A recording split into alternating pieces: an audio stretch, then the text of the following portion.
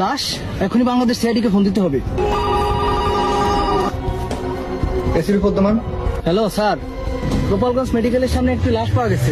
ভাইয়া। জি স্যার। গোপালগঞ্জ মেডিকেলের সামনে লাশ পাওয়া গেছে, তাড়াতাড়ি গাড়ি বের কর। স্যার গাড়ি নিয়ে সারিকা অভিজিৎ ঘুরতে গেছে। কি করে?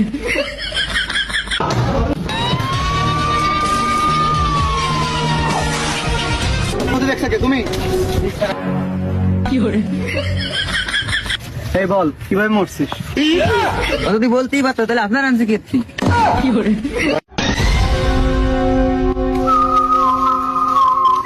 অভিজিৎ, ওদেরকে তারা কিছু হবে না, তুমি তদন্ত করে দেখো কিছু পাও কিনা। ঠিক আছে স্যার, আমি দেখতেছি। ঠিক আছে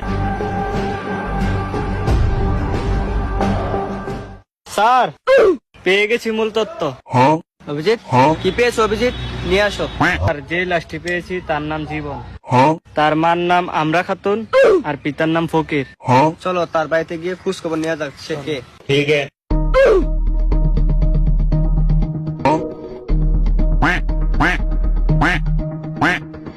গোলামের মতো কুম্বালা বাইরে গেল, কোনো ভাই তাইলো না।